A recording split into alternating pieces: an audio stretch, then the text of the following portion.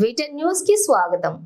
Bharatiya Janata party Sangareddy జిల్లా శాఖ అధ్యక్షులు శ్రీమతి గోదావరి అంజిరెడ్డి అధ్యక్షతన భారతీయ జనతా యువ మోర్చా అధ్యక్షులు ప్రవీణ్ యాదవ్ ఆధ్వర్యంలో గౌరవనీయులు శ్రీ ప్రధాని నరేంద్ర మోడీ 74వ జన్మదినం సందర్భంగా బీజేపీ జిల్లా కార్యాలయంలో రక్తదాన శిబిరం ఏర్పాటు చేయడం జరిగింది. ఈ కార్యక్రమంలో జిల్లా అధ్యక్షులు శ్రీమతి గోదావరి రెడ్డి అంజిరెడ్డి రక్తదానం చేశారు.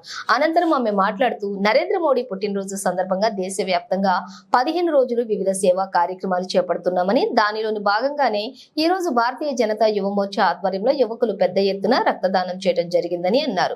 భారతీయ ప్రభుత్వ ఆసుపత్రికి ప్రమాదాలు గురై అత్యవసర పరిస్థితుల్లో రక్త నిల్వలు లేకపోవడం వల్ల పేద ప్రజలు ప్రాణాపాయ స్థితికి చేరుకుంటున్నారని, వారందరికీ కూడా రక్తం అందించాలనే ఒక ముఖ్య ఉద్దేశంతో ఈ కార్యక్రమం సంగారెడ్డిలో చేపట్టామని, 70 మంది యువకులు రక్తదానం చేయడం జరిగిందని వారికి ప్రత్యేక కృతజ్ఞతలు తెలుపుతున్నారు.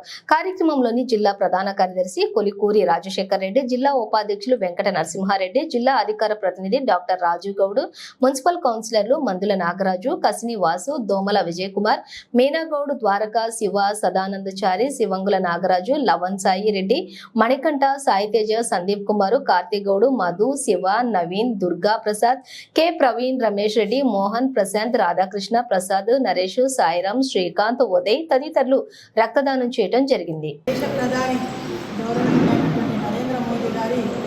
జన్మదినం పురస్కరించుకొని మరి 15 రోజుల పాటు మన దేశ ప్రధాని నరేంద్ర మోదీ గారి జన్మదినం సందర్భంగా అనేక కార్యక్రమాలు చేపట్టడం జరిగింది.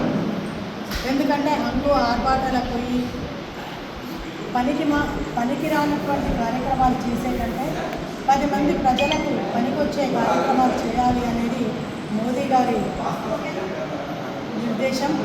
అందులో భాగంగానే తెలంగాణ రాష్ట్రంలో కూడా ఈ 15-20 రోజులు కార్యక్రమాలు ఏవైతే చేపట్టామో అందులో భాగంగా ఈరోజు నరేంద్ర మోదీ గారి జన్మదినం సందర్భంగా బ్లడ్ క్యాంప్ ఏర్పాటు చేయడం జరిగింది. సంగారెడ్డి జిల్లా